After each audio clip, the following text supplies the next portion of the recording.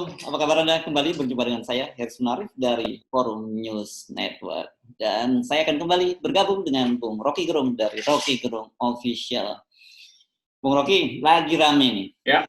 Iya, Erick Thohir sekarang yang lagi jadi trending di mana-mana. Saya lihat di WhatsApp, grup dan sebagainya, videonya berseliweran, wawancara dia yang dia menyatakan dia nggak mau tuh jadi relawan untuk uji coba vaksin. Alasannya sih harusnya rakyat dulu lah, pemerintah belakangan. Gitu. Kenapa sih kayak begini jadi ribut gitu? Itu namanya etika tukang catut gitu. Etika dealer bukan etika leader. Karena dia nggak mau ambil risiko, jadi risiko dibebankan pada konsumen. Itu namanya etika tukang catut. Oke. Jadi wajar dong kalau kemudian orang jadi ribut. Tapi bukannya benar dia nyebut bahwa kalau vaksin ini urusannya supaya orang aman dari penyakit. Jadi rakyat dulu dong, pemimpin belakangan deh gitu. Bukannya benar tuh logikanya? Ya, yang memimpin itu selalu di depan. Dalam upaya untuk memberi semangat. Nah, sini saya pemimpin, saya bersedia untuk dikorbankan lebih dahulu supaya kalian berani ikut saya. Tapi dia maunya dia korbanin anak buah dulu. Itu namanya pengecut, namanya bukan pemimpin. Yeah. Jadi kan di dalam keadaan genting, tugas pemimpin adalah mengukur kemampuan dia sendiri dengan memberi contoh, tuh kan. Itu kan. Semua orang takut. Kan problem kita hari ini, semua orang mencurigai bahwa vaksin itu berbahaya karena ini ujian terakhir pada manusia, itu ujian tahap ketiga dalam upaya untuk memastikan efektivitasnya. Nah, di dalam ilmu pengetahuan kita ketahui begitu diujikan pada manusia, tentu risiko terakhir itu adalah pada si sampel yang sedang diuji, pada si relawan itu. Ya tentu diprotek dengan segala macam hal, dengan hatinya digedein, lalu disebut ada asuransi segala macam. Itu biasa dalam ilmu pengetahuan. Tetapi kalau dia kemudian diujikan sebagai ujian etis, maka Erick Thohir harusnya menerima itu. Kan ini bukan ujian medis pada Erick Thohir kan, ujian medis tentu pada relawan. Tapi yang saya baca itu presenternya, itu pewawancaranya ingin menguji etik dari Erick Thohir, dan Erick Thohir jawabnya tidak etis kalau saya duluan. Lo justru Anda harus duluan karena ini ujian etis. Bahwa nanti nggak terjadi ya soal lain, tapi prinsip pertama dia udah langgar. Pemimpin itu diuji pertama-tama dalam keadaan krisis, yaitu ujian etis. Jadi jangan berpikir bahwa vaksin itu akan diujikan pada Erick Thohir sebagai relawan, bukan. Dia diuji secara etis, sekali lagi, bukan secara medis. Ya. Itu nanti prosedur bilang, udahlah Pak Erick, nantilah belakangan lah. Tapi udah keburu keluar di kepalanya kan, bahwa dia nggak mau jadi kelinci percobaan. Nah kalau begitu jangan pakai orang lain dong jadi kelinci percobaan kalau Anda sendiri nggak mau kan. Jadi kebaca bahwa itu psikologinya terbaca, kemampuan dia untuk mengolah jawaban pun nggak mampu. Ya. Itu kalau dia mau nyapres, itu udah gagal di tahap pertama tuh. Orang akan ingat terus ini dalam upaya dia nyapres, orang akan ingat terus. Loh Anda pengecut kok mau nyapres gitu. Nanti jadi polemik lagi gitu kan. Ya. Itu soalnya tuh. Ya, jadi sebenarnya kurang dikatakanlah beginilah, kalau kita bisa memberi sana ini kurang diplomatis gitu. Harusnya hal-hal semacam ini nggak perlu muncul kan. Kita tahu dia sekarang ini adalah kalau tidak saya menjadi orang nomor 2 yang paling bertanggung jawab di Indonesia ini, karena dia bertanggung jawab sebagai ketua komite penanganan COVID sekaligus juga pemulihan ekonomi kan, perannya besar sekali. Jadi kira-kira kalau saya membayangkan levelnya itu dia di bawah presiden lah sekarang kan. Betul. Justru di situ ujian etisnya, di situ karena dia memimpin upaya perang di dua medan medis maupun medan ekonomi itu, dan dia perlihatkan bahwa dia sebetulnya tidak mampu karena di dalam dirinya nggak ada mental memperjuangkan hak gitu, nggak ada itu. Kalau saya psikolog dengan mudah saya coret nama itu tuh. Biasanya di model semacam ini biasanya dipakai di Harvard Business Center misalnya, dalam upaya untuk mencari pemimpin, diajukan pertanyaan ringan Tapi kemudian kelihatan tuh mentalnya seberapa sih orang ini. Jadi nggak dilihat dia MBA, nggak dilihat dia PhD di bidang economics atau segala macam. Waktu jadi leader cuma ada 3-4 orang evaluasi tuh. Yang sana kasih umpan, tiba-tiba yang ya udah kita coret aja deh. Dia dicoret namanya tuh. Karena gagal memperlihatkan integritas. Apalagi tiba-tiba kemudian diputar-putar, ya itu ke pejabat belakangan deh tuh. Loh, ini bukan soal pejabat, soal Anda bertanggung jawab terhadap uji coba ini. Karena itu Anda diminta untuk membuktikan bahwa mampu nggak Anda perlihatkan bahwa ini aman kan. Jadi kalau dia merasa dia nggak aman, yang lain juga merasa nggak aman juga kan. Ya. Itu sebetulnya jebakan di dalam psikologi manusia itu seringkali diperlihatkan kerapuhan mental pada soal-soal yang elementer seperti tadi. Gitu. Ya. Jadi bukan sekedar dia gagal berdiplomasi, memang wataknya bukan pemimpin yang otentik. Kalau ada watak otentik, dia pasti akan, ya dengan sendirinya saya akan mencoba untuk memberi contoh. Gitu. Kan selesai masalah. Jadi publik merasa, wah Pak Erik hebat ya. Nanti publik akan bilang, udahlah Pak Erik, nanti belakangan aja. Maksudnya publik yang bilang begitu, Bapak belakangan gitu. Bukan dia yang bilang saya belakangan. Itu udah kelihatan kalau ujian AKP itu udah disuruh pulang tuh. Ya, bahkan harusnya dalam kondisi meskipun hanya untuk kepentingan komunikasi publik, Presiden juga menyatakan begitu ya. Oke, saya duluan yang akan. Ya, harusnya. Ya. Tapi kelihatannya istana tuh mentalnya sama dalam soal-soal itu, pengecut gitu. Ya. Oke. Jadi, nah, pertanyaannya begini nih. Erik juga dalam wawancara tersebut menyatakan dia heran, mengapa sih kok luar negeri, dunia internasional, dia tidak menyebut dalam negeri. Kalau dalam negeri Anda termasuk yang kena. Selalu menjelek-jelekan penanganan itu. Padahal tingkat kematiannya di Indonesia itu rendah.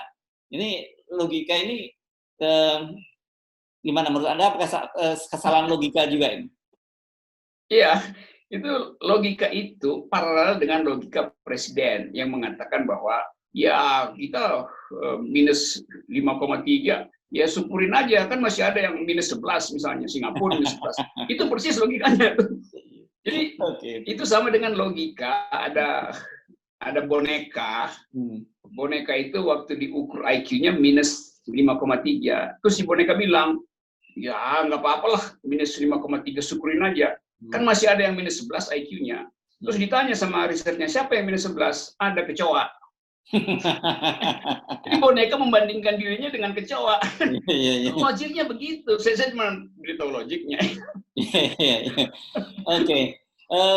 Sebenarnya yang jauh lebih serius, kalau saya melihat bahwa kemudian saya nggak yakin bahwa setajam Anda melihatnya publik, tetapi ternyata responnya sebenarnya juga hampir sama gitu. Ini kan menunjukkan bahwa hal-hal semacam ini udah menjadi common sense publik gitu ya, bahwa ada yang tidak betul pada penanganan pemerintah dan kemudian hanya kebetulan saja Erik yang masuk, jadi kemudian sekarang Erik yang jadi korban bully. Nah itu di dalam situasi menjelang perubahan selalu ada bagian semacam ini. Jadi ada yang jadi punakawan, ada yang berupaya untuk menghibur, ada yang betul-betul memperlihatkan kedunguan, kebegoan segala macam itu. Jadi ini satu fase di mana publik itu tidak peduli lagi dengan angka yang diberitahu oleh BPS, segala macam keterangan data kuantitatif. Orang sekarang melihat situasi apa yang sedang terjadi di istana. Jadi orang lagi ngintip sebetulnya tuh. Ini kok makin lama orang mengetahui bahwa di luar data-data kuantitatif ada kualitas yang menurun.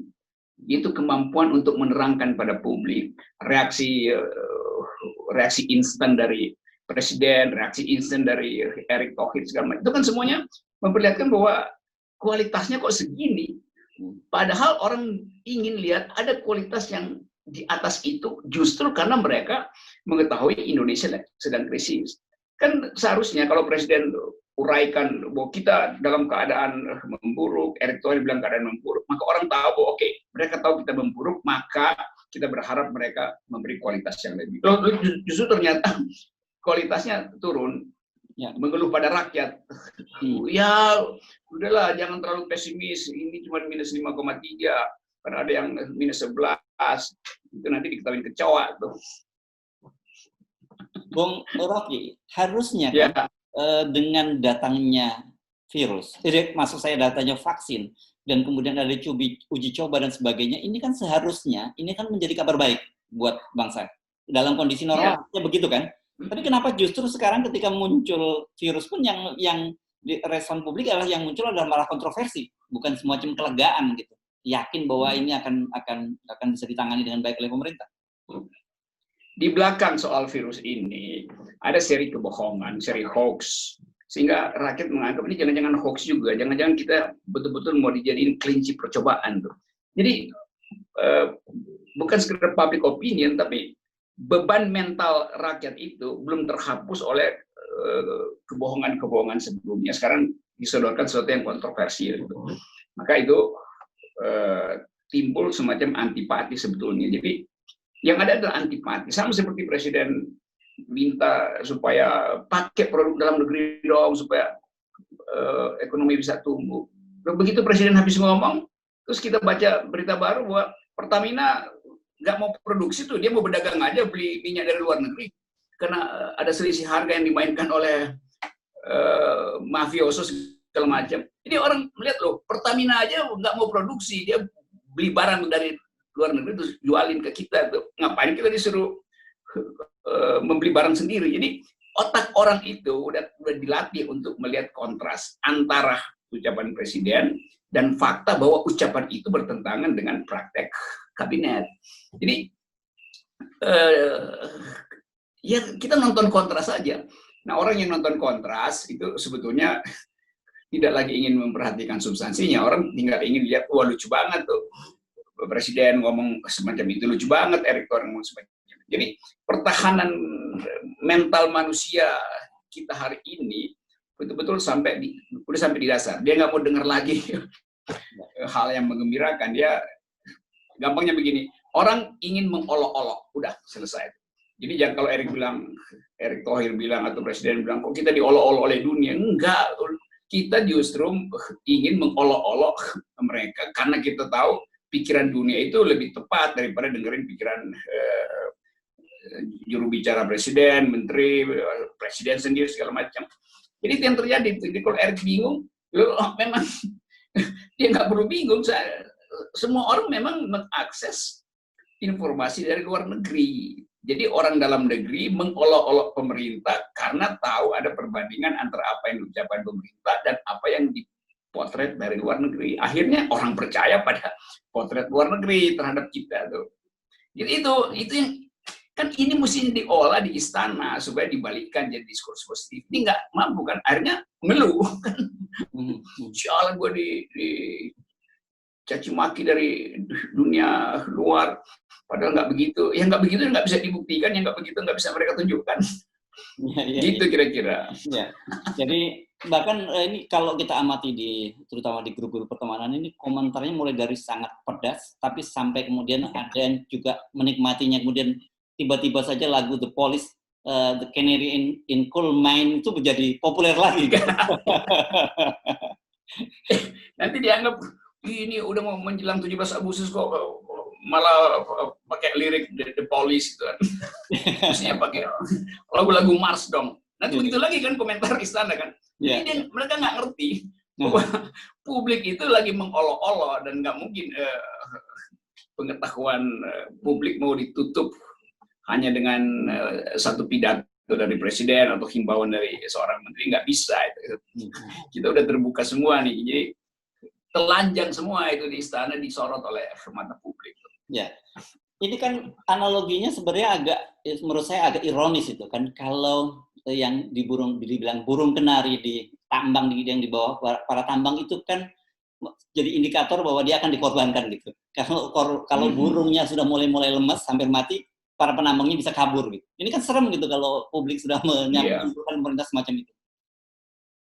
Iya, ya itu yang ukuran dari kesehatan komunikasi adalah ada diskusi atau ada dialektik antara opini publik dengan agenda komunikasi presiden. Jadi mesti ada TikTok kan, presiden ngomong nanti disambut oleh publik melalui pers. Sekarang pers justru tidak mau memberitakan pikiran presiden tanpa diimbangi dengan olok-olok mak-mak, olok-olok WA group, olok-olok netizen kan. Jadi pers sekarang senang gitu, presiden ngomong, pers langsung tahu sebentar lagi ada yang olok-olok nih, maka diberitakan juga olok-oloknya kan. Jadi pers bergembira karena menyaksikan ada duel antara istana dan masyarakat sipil. Kita sama-sama berhak untuk mengolok-olok. Kenapa? Karena kualitas keterangan dari istana juga dangkal. Masa kita muji-muji yang dangkal? Jadi mau olok-olok itu adalah hak dari rakyat. Sekarang kita ukur, mungkin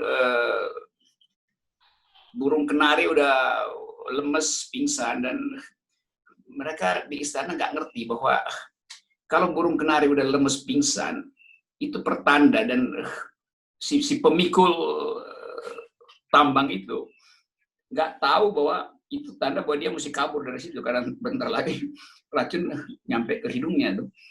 Jadi istana membeli atau membawa burung kenari untuk mengukur keracunan publik, dan dia sendiri nggak mau diukur dengan ukuran itu. Erick Thohir nggak mau diukur dengan vaksin yang adalah burung kenari sebetulnya itu. Burung kenari disuruh diukurkan pada publik. Jadi inkonsistensi itu yang menyebabkan kemerosotan moral yang membuat komunikasi politik berhenti. Ya. Dan kalau urusannya medis ini kan di luar kemanjuran obat itu sendiri ada faktor trust gitu biasanya. Kalau dokter itu kan profesi yang dianggap profesi kepercayaan ya. Jadi ketika faktor trust itu sudah hilang, itu kan sendiri otomatis berarti proses pengobatan itu sendiri kan sudah gagal di awal. Ya, sakit itu di dalam ilmu kesehatan, sakit itu hanya efektif, obat itu untuk menghentikan penyakit itu efektif paling banyak 60%. Selebihnya itu faktor X itu. Nah, faktor yang paling kuat adalah percaya bahwa obat itu manjur. Jadi kalau orang dari awal nggak percaya obat itu manjur, maka sistem tubuh akan mengatakan dia tidak manjur, maka dia betul-betul tidak manjur. Nah, publik sekarang masuk di dalam situasi itu.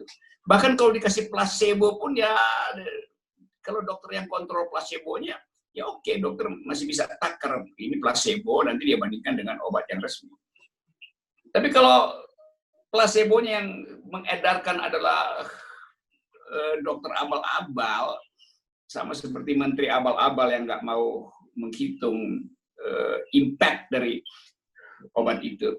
Kan mestinya kalau Erick Thohir bilang, iya saya yakinlah bahwa itu vaksin, karena ini kan ilmu pengetahuan, jadi ini tahap terakhir, karena itu oke, saya kasih contoh, saya di depan. Itu udah menambahkan imunitas publik itu 40-50%. Jadi orang merasa nyaman kalau Erick Thohir bilang, saya ada di depan untuk diuji.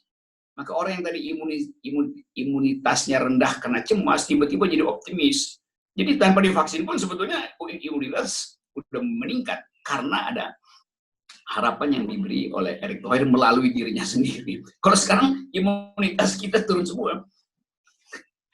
Karena kemampuan Erick sebagai pemimpin operasi pemulihan ekonomi dan COVID ternyata 2 senti dari tanah, mentalnya cuma sedikit di atas rumput itu, tinggi rumput. Kan mentalnya mestinya setinggi pohon kelapa mestinya.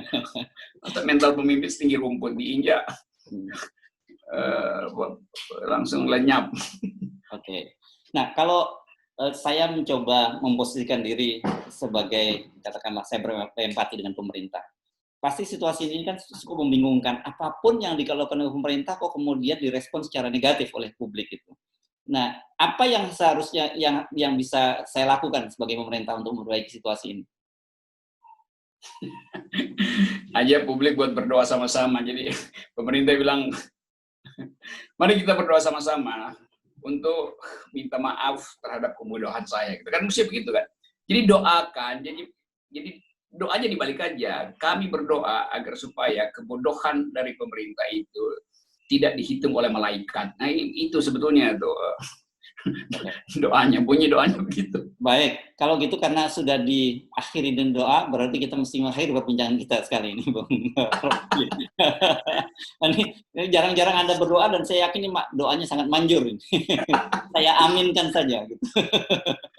Hanya itu yang bisa dilakukan tuh. Baik. Segala sesuatu sudah selesai, ya kita berdoa aja. Ya, oke. Terima kasih, Bung Rocky. Sudah. Bye.